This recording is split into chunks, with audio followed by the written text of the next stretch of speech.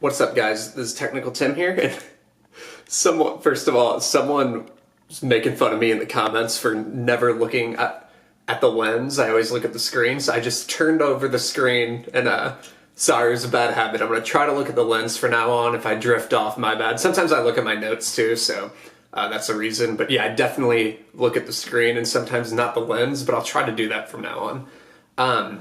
But thank you everyone so much for subscribing to all my videos. I really, really appreciate it. I'm blown away by all the support.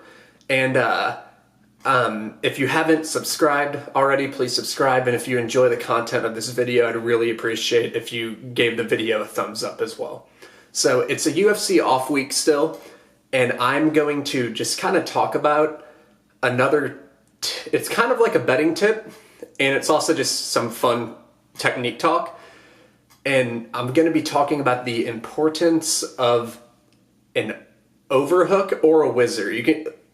A whizzer is essentially an overhook, and you use whizzers in wrestling and jiu-jitsu and everything, but in wrestling you use it so if someone can't take your back, generally off a body lock takedown or a single leg. Whizzers can be used all over. It's not just for that reason, but that's like the general reason why you use it, especially for the purposes of the sequences I'm going to be showing later. So I'm going to be comparing Conor McGregor and Jack Hermansson. And you're probably like, what the fuck is Technical Tim thinking right now? Like, there's no similarities between those guys. But actually, Jack Hermansson used the whizzer properly in a situation, and Conor McGregor didn't. And I'm not talking shit on Conor. I'm not, like, I don't have strong opinions about any fighters. I don't really like or dislike any fighters. I think Conor McGregor's a really good fighter, and I actually think if he wouldn't have he just made a little bit of a technical error. And if he didn't make this mistake versus Khabib, he could have, like, maybe gotten up and got his success going in round 4, but he aborted the overhook or the whizzer in a situation where that gave his back away, and then Khabib that kind of led to his demise in the 4th round, and a lot of people haven't even talked about it. They didn't even talk about it in the broadcast either, and they ended up just talking about the brawl that happened after. But then Jack Hermansson in round 1 versus Tyler Latis hung on to an overhook for a very long time, and because of it, even though you can be impatient and want to let go of the overhook because you don't want to stay in the same position, because he did that, he ended up turning it into offense and not getting his back taken, and it could have led to a back take and potentially a finish for Tyler Latis. So it's so important to not abort the overhook. Another example, I'm not going to be talking about it, is Kamaru Usman against Damian Maia. You probably remember the sequence I'm talking about. Round 1, he had an overhook or a whizzer off a sweep single takedown attempt by Damian Maia. He never let go of the whizzer, and the referee, and it was a long time. I forget exactly how long, but it was like 2 minutes. It was a long time. And the referee ended up breaking them up, because if you keep the overhook and you keep the whizzer, the person trying to get your back or complete the takedown, they can't really do much. It's kind of like a stalemate type of situation. So Jack Hermansson used this technique really well, and Conor McGregor made a mistake, and I think it's something correctable on tape. Conor was actually not aborting the overhook earlier in his fight with Khabib, but he might have done it because he was a little tired. It could have been fatigue, and that's why he made just kind of a technical error. But yeah, I want to point it out to you. And for betting, anytime you have someone who's a back taker, watch on tape if the person they're going against aborts overhooks. An example of this, and I won money on it, Jillian Robertson versus Veronica Macedo. A lot of people were on Macedo in that matchup.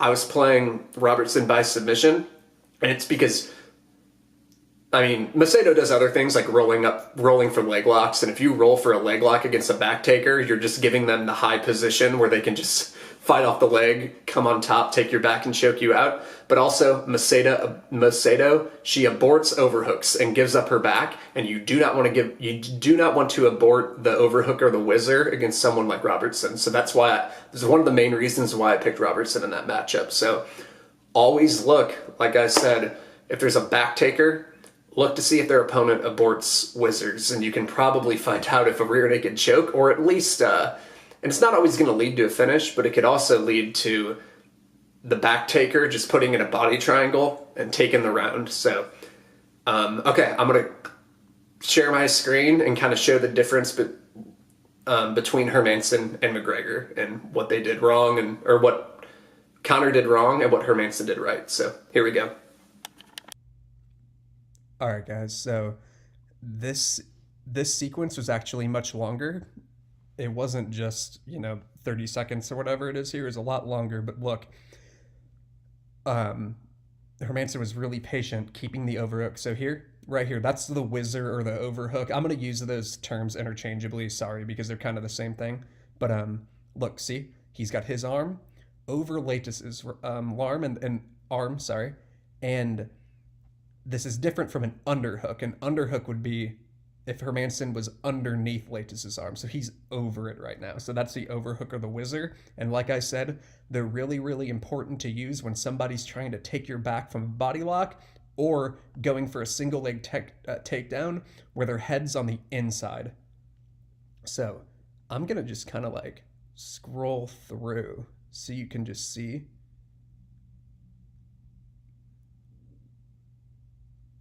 This won't take very long. It's a pretty basic concept, but it's a really important one too.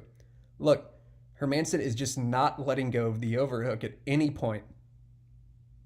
He's just holding on to it. He has to hold on, even if this situation goes for 3 to 4 minutes at a time. And the thing about an overhook is you can use it for offense too. Having an overhook or whizzer, you can score your own takedowns, especially judo type takedowns, which I think that's what Hermansson does here in a second.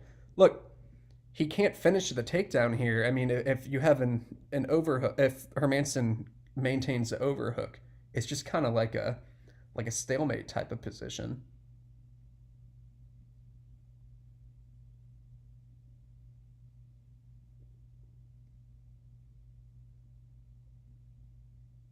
Look, and he still has overhook, and now he can, like I said, he uses his left leg right here. Hermansson uses his left leg to then use it as kind of like a way to trip Latis with the momentum he has on the overhook here to then take down Latis and end up in top position. And it's all because he maintained the overhook and the whizzer. So it's really important to maintain that. And I'm going to now show you where Conor McGregor aborts the whizzer or the overhook, and he gives up his back, and that leads to the finishing sequence. So let's get to that now.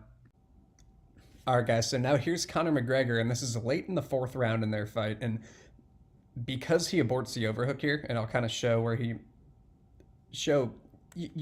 what happens when you abort an overhook. Because he aborts it, that ends up leading to the finishing sequence. I'm going to not show the whole finishing sequence so I don't get in trouble. I don't want to get the UFC mad at me. But yeah, so I want to point out, I'm not knocking Conor. He was probably a little fatigued because this was a really excruciating fight and a very just a grind of a fight. And I actually thought Conor did pretty well in a lot of the grappling situations, better than like a lot of people are giving him credit for, because he didn't abort the overhook in other situations like this. And I do think if he didn't abort this overhook, he could have at least probably got back to his feet and made it a little interesting. But right now you can see, and this isn't a long sequence at all,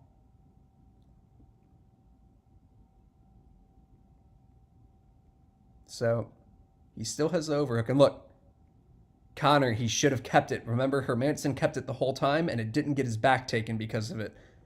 I and Conor just made a big error.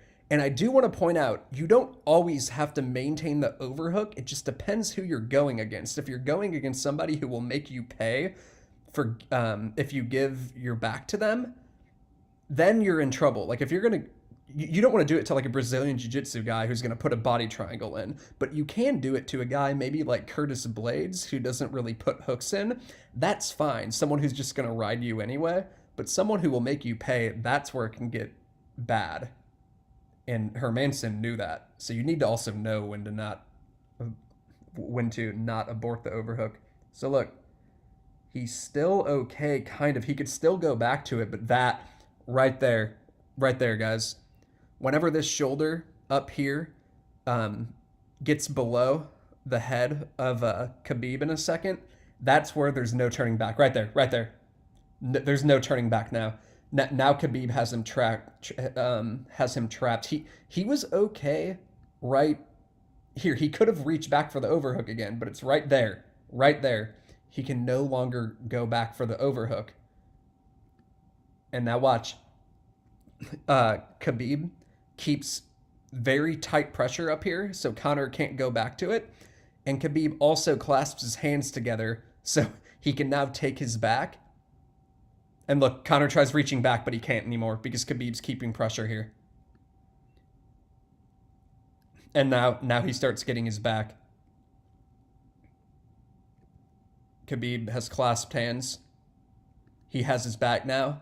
And that little bitty thing is what led to the entire sequence of Khabib ended up getting his back and finishing him with rear naked choke later. So I just wanted to stress the importance of maintaining the overhook against a grappler who will make you pay if you give them your back. So always be, the lesson I want you to learn is just, anytime you have a back taker in a fight, see if their opponent aborts overhooks or whizzers, because if they do, there's a good chance of submissions coming. So thank you so much. Please like the video or subscribe to the channel. I really appreciate all the support. Thanks, guys.